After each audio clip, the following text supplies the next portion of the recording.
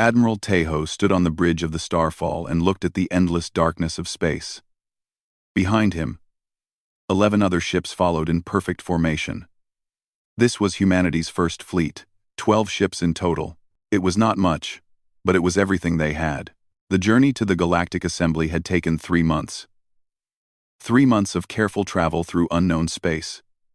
3 months of hoping they would arrive safely. Now, as the massive space station came into view, Tejo felt his heart beat faster. The station was bigger than anything humans had ever built. It stretched across the void like a small moon made of metal and light. Thousands of ships surrounded it. Some were as large as cities. Others moved in groups of hundreds, their hulls gleaming under distant stars. "Admiral," said Captain Yuna from her station, "we are receiving a docking request from the Assembly." Tejo nodded. "Accept it. Tell all ships to maintain formation until we reach our assigned area." Yuna was his second in command and his most trusted officer. She had served with him for 15 years. Her calm voice never showed fear, even when fear was the only reasonable feeling. The human fleet moved slowly toward the station. As they passed the alien armadas, Tejo noticed something strange. The alien ships were not moving. They were watching. He could almost feel their eyes on his small fleet. "They are scanning us," said Lieutenant Minho from the sensor station. "Every ship in this sector is scanning us. Let them look," Tejo said. "We have nothing to hide." The docking process took 2 hours. When it was complete, Tejo gathered his senior officers in the briefing room. There was Yuna, steady as always. Minho, young but brilliant. Commander Hana, who led the Marine Forces. And Dr. Jisoo, who served as both medical officer and diplomat. "The assembly meeting begins in 6 hours, Tejo told them. "This is our first contact with the galactic community. We need to make a good impression." Hana crossed her arms. "Admiral, with respect, I do not think they want to be impressed by us. Did you see the size of their fleets? We look like children playing with toys. Then we will be children who speak clearly and stand tall," Tejo replied. "Our size does not define our worth." 6 hours later, Tejo walked into the Great Hall of the Galactic Assembly. The room was enormous. It could hold 100,000 beings. And today, it seemed like all those seats were filled. Creatures of every shape and color sat in rising rows. Some had scales, some had fur. Some looked like nothing Tejo had ever imagined. At the center of the hall was a speaking platform. Tejo walked toward it, his footsteps echoing in the sudden silence. Every eye turned to look at him. A tall being with blue skin and 4 arms stood up from the highest seat. This was High Chancellor Vorn, leader of the Velthari Empire. The Velthari controlled more than 10,000 planets and commanded the largest fleet in the galaxy. "So," Vorn said, his voice booming through the hall, "the humans have finally arrived." Laughter rippled through the assembly. It was not friendly laughter. It was the sound of mockery. "Tell me, human," Vorn continued, "how many ships did you bring to our gathering?" Tejo stood straight. 12 ships. "High Chancellor." The laughter grew louder. Some aliens pointed at Tejo. Others shook their heads in disbelief. 12 ships, Vorn exclaimed. "The Velthari Empire has 12,000 ships in this sector alone. The Morak Collective has 8,000. Even the small Phoenix Republic has 500. And you bring 12? A creature that looked like a giant insect clicked its mandibles. Perhaps they miscounted. Perhaps they meant 1,200. "No," Tejo said calmly. 12 ships. That is our entire fleet." The hall erupted in laughter again. Vorn raised his 4 hands to quiet the crowd. "I do not understand," Vorn said. "Why would you come here with such a pathetic force? Do you not know how the galaxy works? Power comes from strength. Strength comes from numbers. You have neither." Tejo took a deep breath. "We came because we believe in something different. We believe that the value of a fleet is not measured by its size. It is measured by the courage of its crews." More laughter. An alien with a face like a melted candle shouted from the upper rows, Courage. Courage does not stop plasma fire. Courage does not shield against missiles. Perhaps not, Tejo admitted. But courage decides who fires the plasma. And courage decides who keeps fighting when the missiles run out. Vorn leaned forward, his blue face showing amusement. You are entertaining, human. I will give you that. But entertainment does not earn respect in this assembly. You are newcomers. Primitive newcomers from a small planet in an unimportant corner of the galaxy. Your 12 ships are a joke. Tejo felt anger rising in his chest, but he pushed it down. Anger would not help him here. We did not come to demand respect, he said. We came to earn it. Give us a chance, and we will show you what humans can do. Vorn laughed again, but this time there was a hint of curiosity in his eyes. Very well, human. We will see. But I warn you. This galaxy has no room for the weak. If your little fleet cannot prove its worth, you will be forgotten. Just another failed species in the long history of space. The meeting continued for several more hours, but Tejo heard little of it. His mind was focused on one thing. He had to find a way to prove that humanity deserved a place among the stars. When he returned to the starfall, Yuna was waiting for him. How did it go? She asked. Tejo looked out the window at the thousands of alien ships floating in the darkness. They think we are nothing. They think our fleet is a joke. Are they wrong? Tejo turned to face her. His eyes were hard and determined. No. By their standards, they are right. 12 ships against 12,000? We would lose in minutes. Then what do we do? Tejo smiled, but it was not a happy smile. We wait. We watch. And when the moment comes, we show them that humans are not measured by the size of their fleet. We are measured by the size of our hearts. Yuna nodded slowly.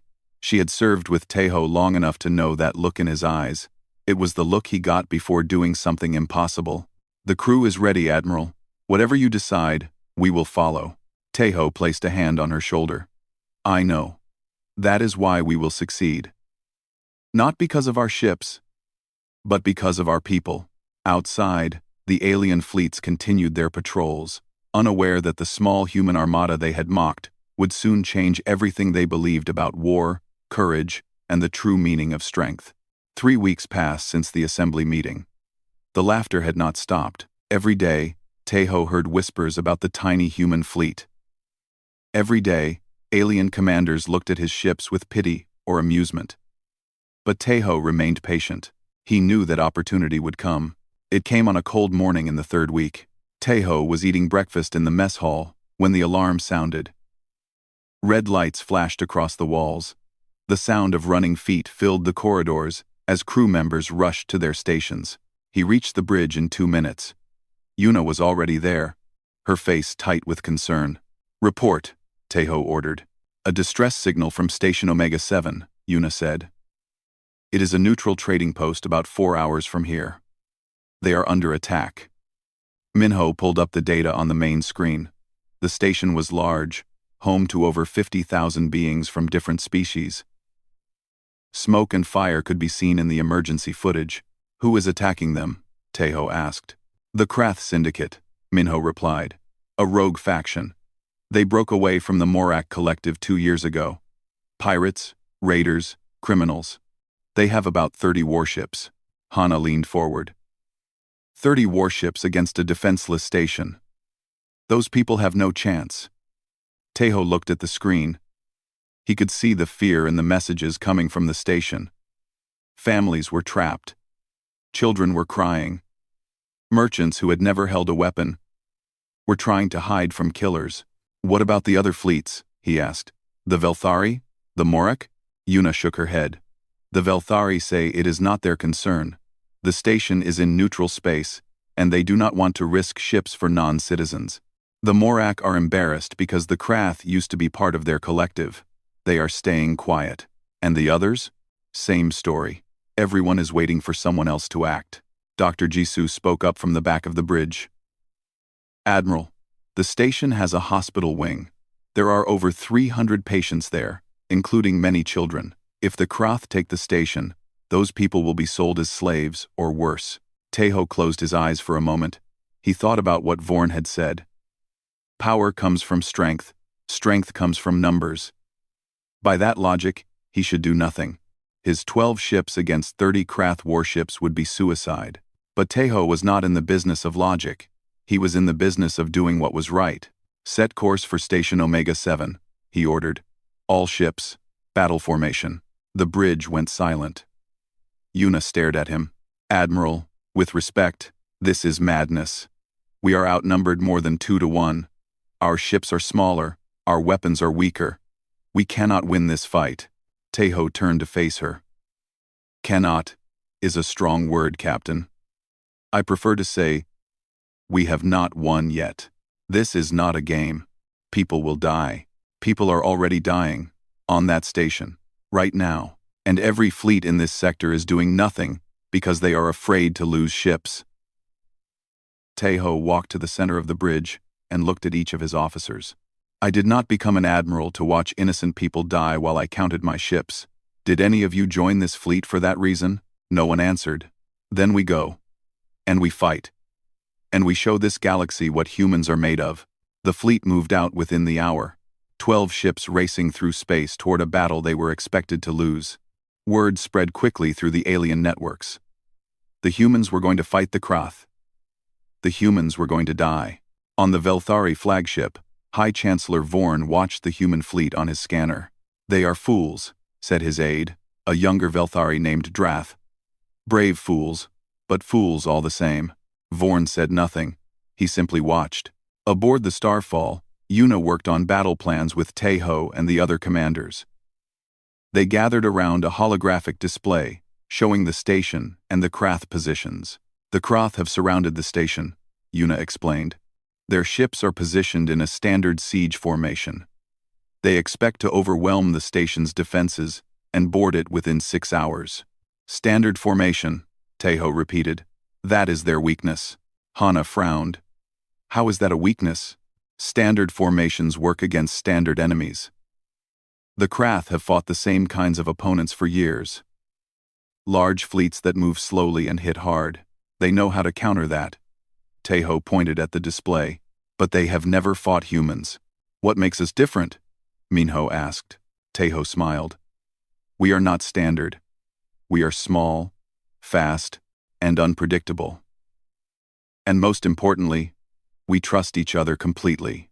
He began moving pieces on the display, showing his plan. We will not attack in formation. We will scatter. Each ship will operate independently, but with a shared goal. We will hit them from every angle, never staying still, never giving them a clear target. Yuna studied the plan. It is risky. If even one ship makes a mistake, the entire strategy falls apart. Then, no one makes a mistake. Tejo looked at his officers.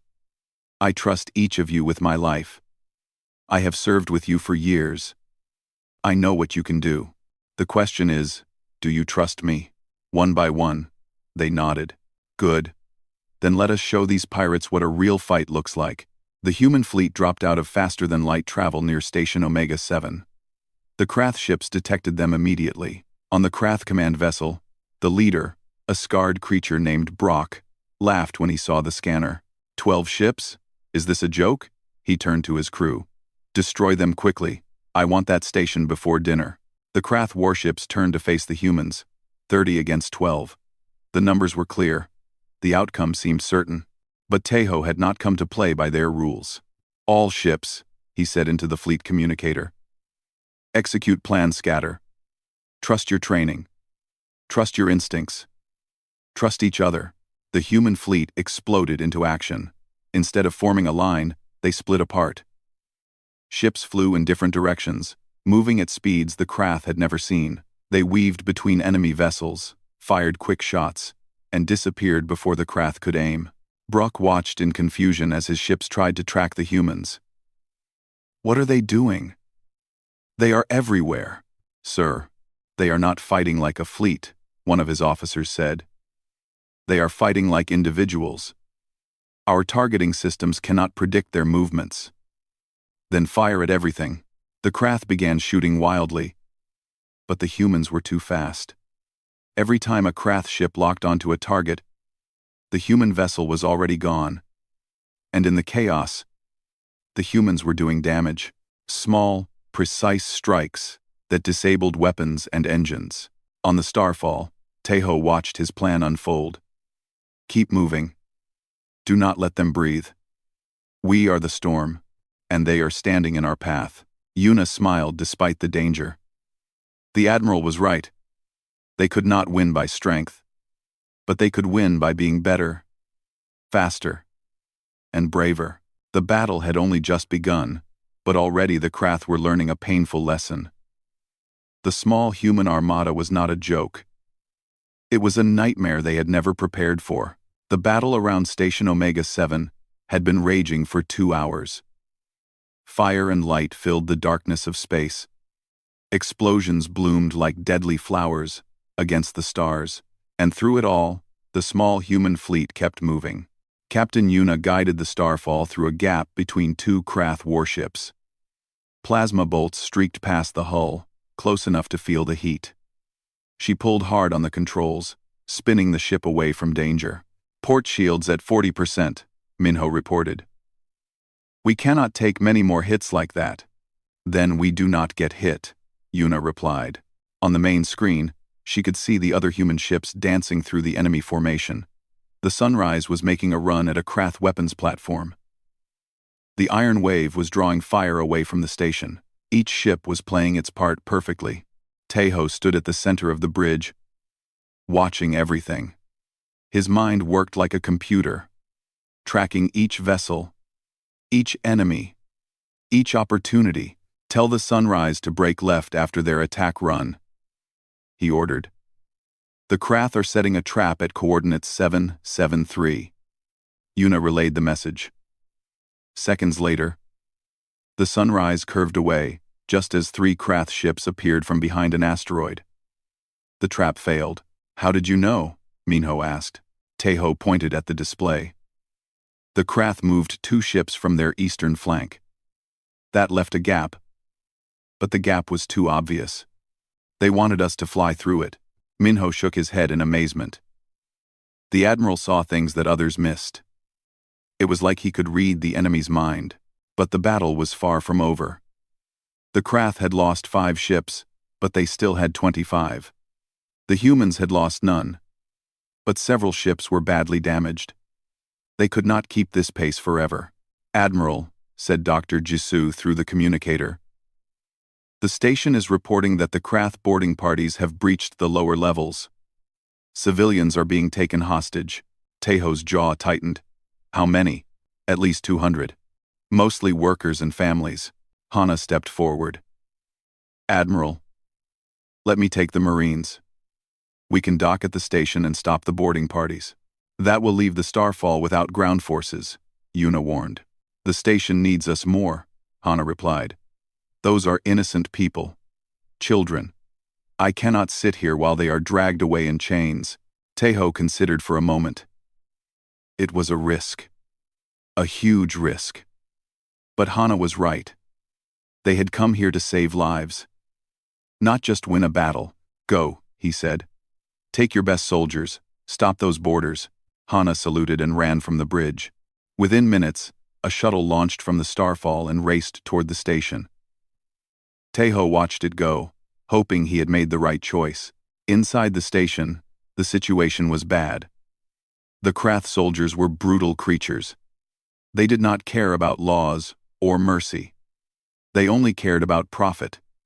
And slaves brought good profit. Hana's shuttle docked at a secondary airlock.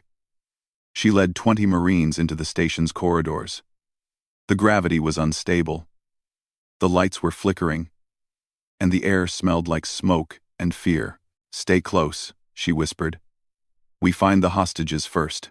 Engage only if necessary. They moved through the damaged hallways. Bodies lay on the ground. Some were Krath. Most were civilians who had tried to fight back.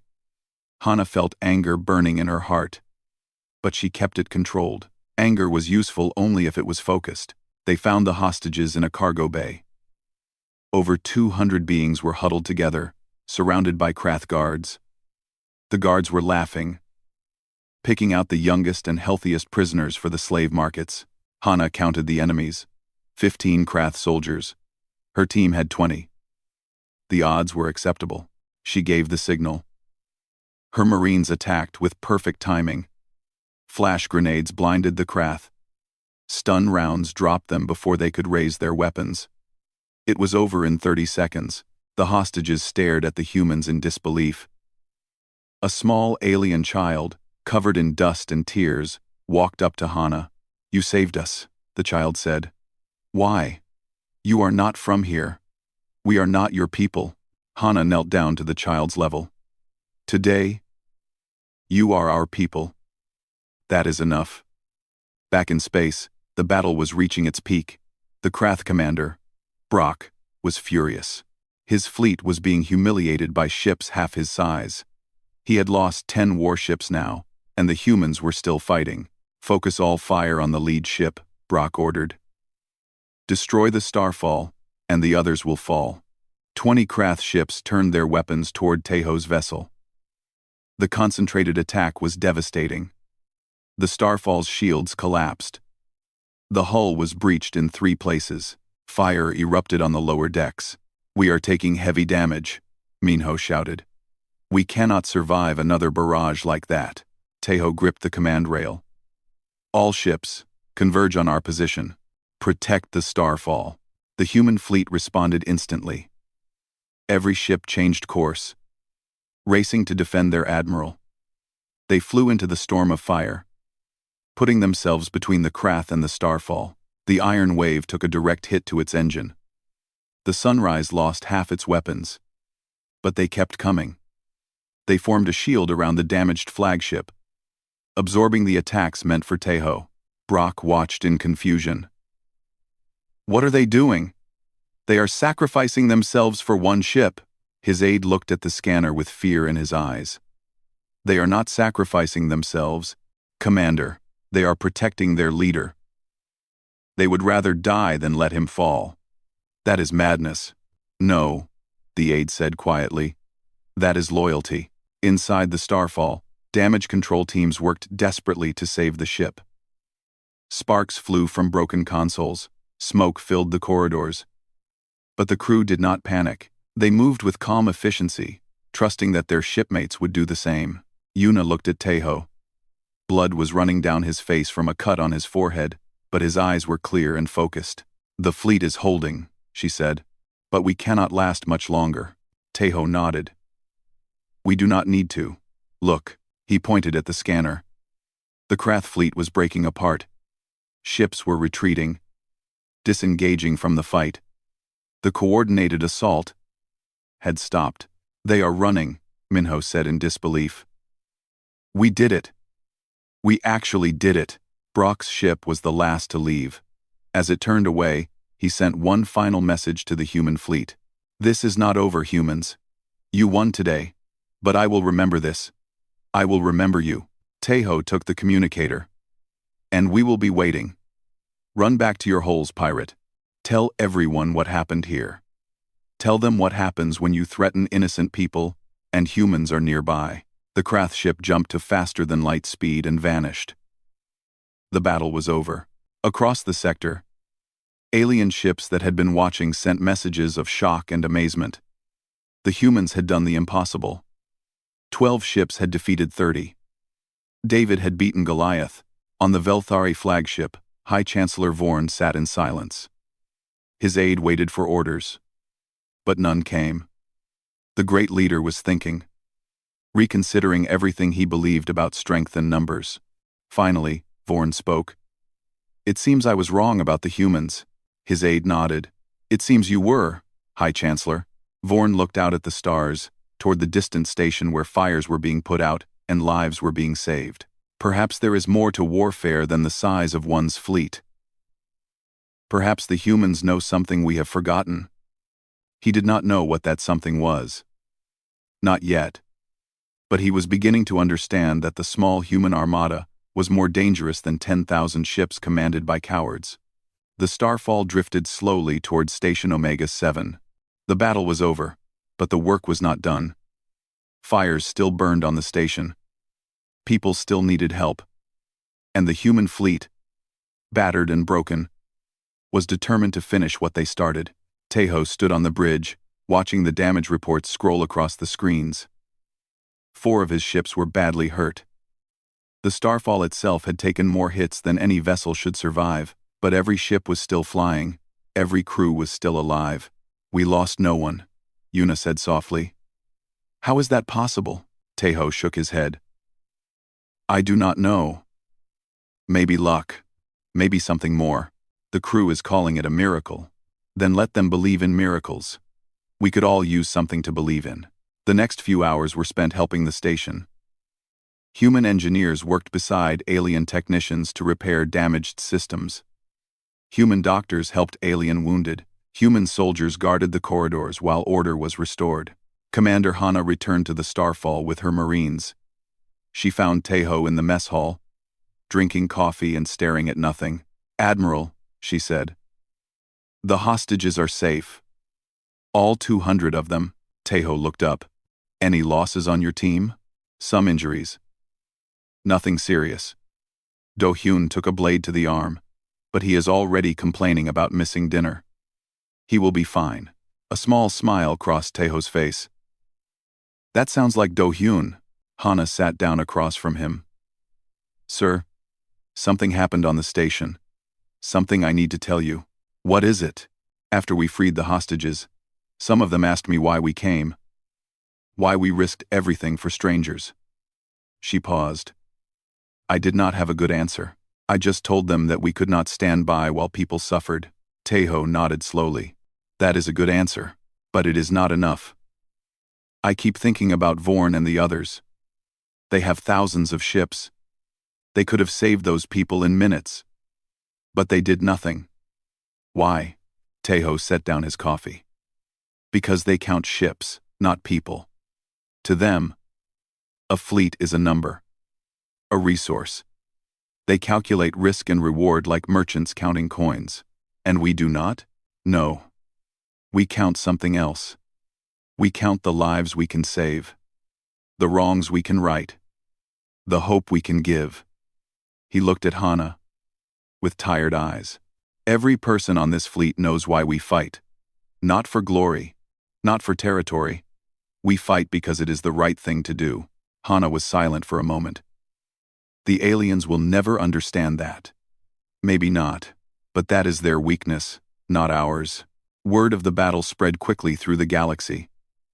Within days, every species knew what had happened at Station Omega-7.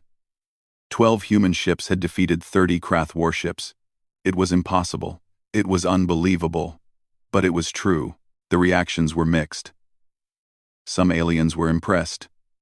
Others were afraid. A few were angry that the newcomers had made them look foolish. High Chancellor Vorn called an emergency meeting of the Galactic Assembly. The Great Hall was packed. Every delegate wanted to hear what would happen next. Vorn stood at the central platform, his 4 arms folded behind his back. His face was impossible to read. "We have all seen the reports from Station Omega-7, he began. "The humans achieved a victory that none of us thought possible. I have asked their admiral to address this assembly and explain how he accomplished this feat." A murmur ran through the crowd. Some delegates shouted objections. Why give the humans more attention? They were still newcomers. They still had only 12 ships, but Vorn raised his hand for silence. "The humans have earned the right to speak. Let them speak." Tejo walked to the platform. He was still wearing his battle-damaged uniform. There had been no time to change, and part of him did not want to. Let them see the truth of what war costs. He looked out at the thousands of faces watching him. Aliens who had mocked him weeks ago. Aliens who had called his fleet a joke. Now they were silent, waiting. "You want to know how we won?" Tejo said. "It is simple. We fought together." Laughter started in the back of the hall, but it died quickly. People were not sure if he was joking. "I know that sounds like nothing," Tejo continued. "Every fleet fights together. That is what fleets do. But there is a difference between being in the same place and being truly united. He paused, gathering his thoughts. When the battle began, I gave one order: trust each other. That was all. I did not tell my captains where to fly or when to fire.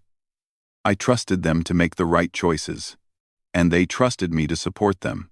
A delegate from the Morak Collective stood up. That is impossible. No commander gives freedom like that. It leads to chaos. It leads to chaos if your people do not trust each other, Tejo agreed. But my people do. Every human on my fleet knows that their shipmates will protect them. They know that no one will be left behind.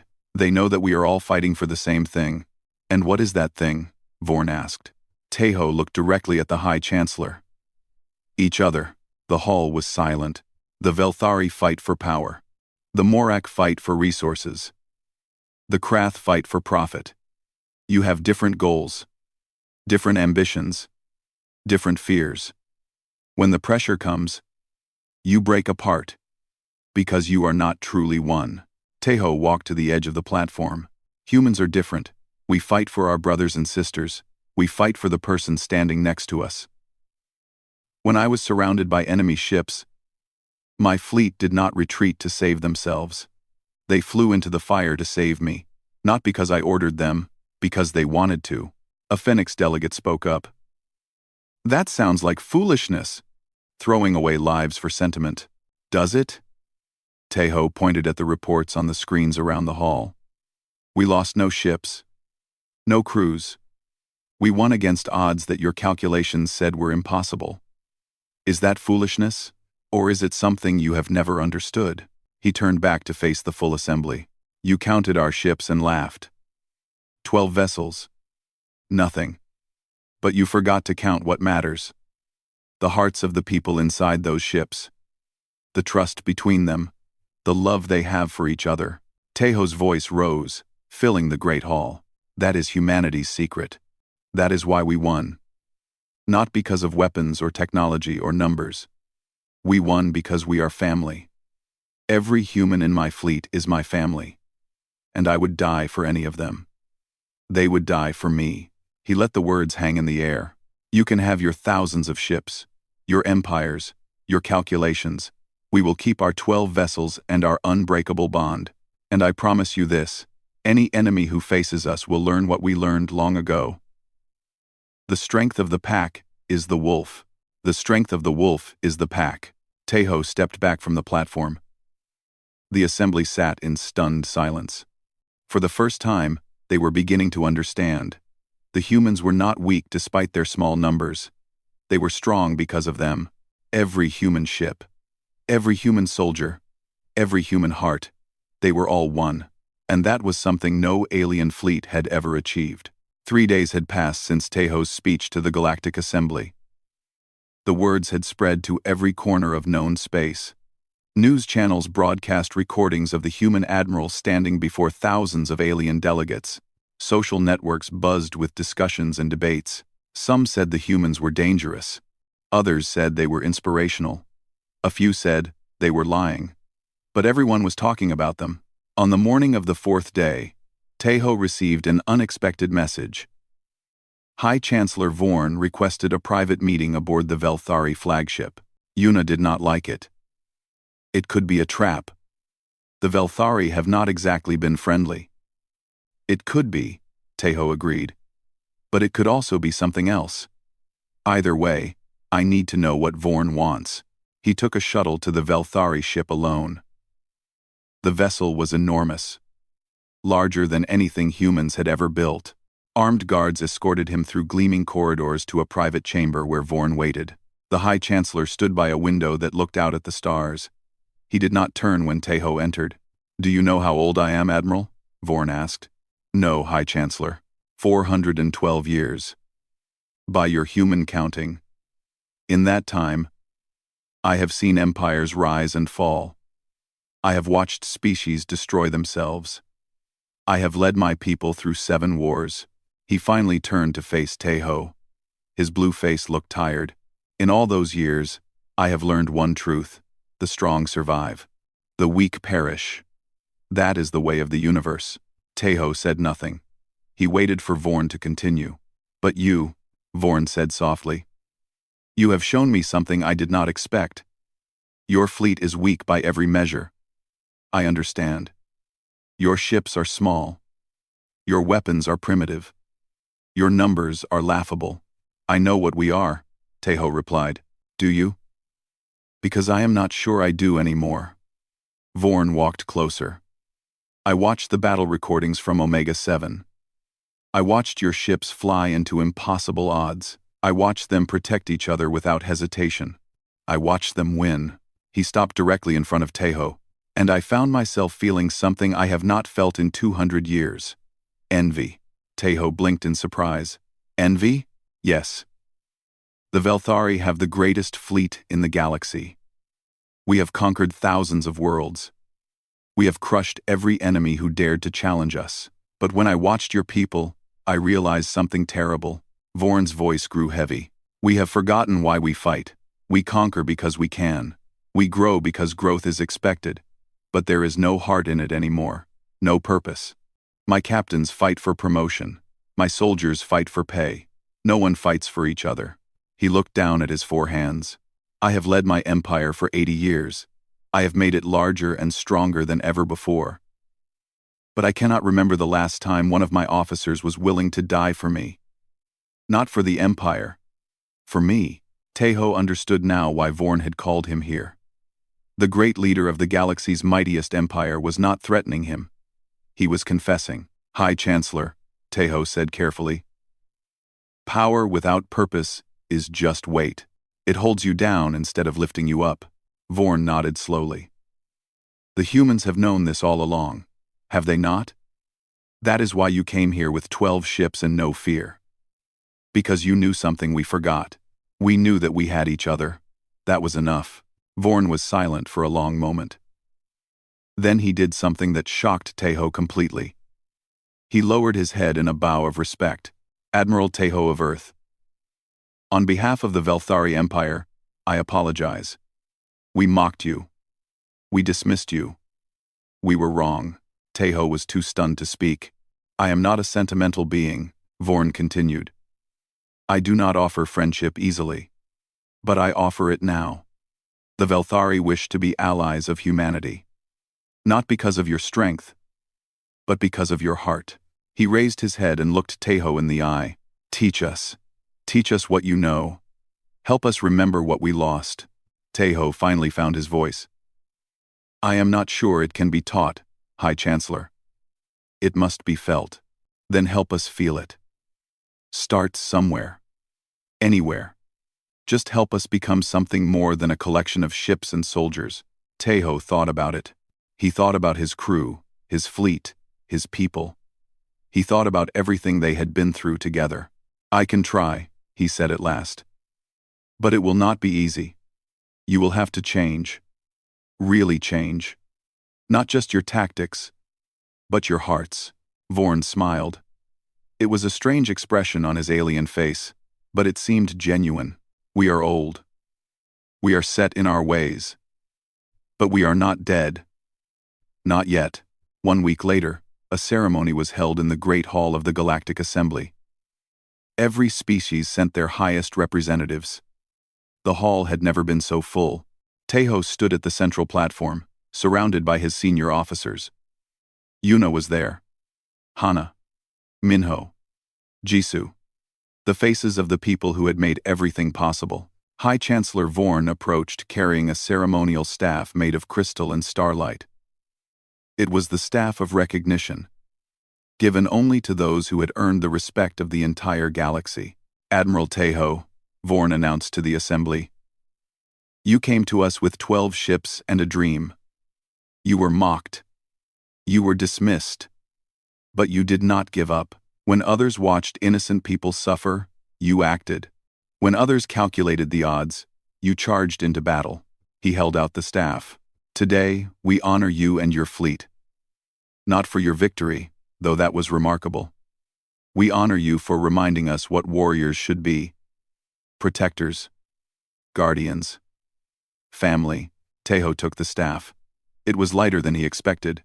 This honor belongs to my crew, he said. "Every person who served on those 12 ships, they are the true heroes. I just had the privilege of leading them." The assembly erupted in applause. Aliens who had laughed at the humans were now cheering for them. The change was remarkable. Later, as the celebration continued, Yuna found Tejo standing by a window. He was looking out at the stars. Just as Vorn had been days before. "What are you thinking?" she asked. "I am thinking about how far we have come.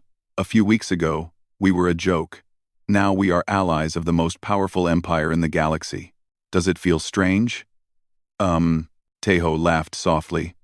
"Everything feels strange, but also right." Somehow, Yuna stood beside him. "The crew wants to know what happens next. Do we go home? Do we stay?" Oh, Tejo considered the question. Home was far away. Earth was a small blue dot in a corner of the galaxy that most species had never heard of. But it was home. "We go home," he decided. "We have been away too long. Our families miss us. Our planet needs us. And then we come back. We have made friends here. We have made promises. Humanity has a place in this galaxy now. A real place." He turned to face Yuna with a smile. "Our small armada changed everything. 12 ships that nobody believed in. And now the entire galaxy knows our name." Yuna smiled back. "It rightfully belonged to humans." "Yes," Tejo agreed. "It always did. We just had to prove it." Outside the window, the stars burned bright and endless. Somewhere out there, on a tiny planet called Earth, people were looking up at those same stars and dreaming of what lay beyond. Soon, they would know. The galaxy was open, and humanity was ready to take its place among the stars, not because of the size of their fleet, but because of the size of their hearts.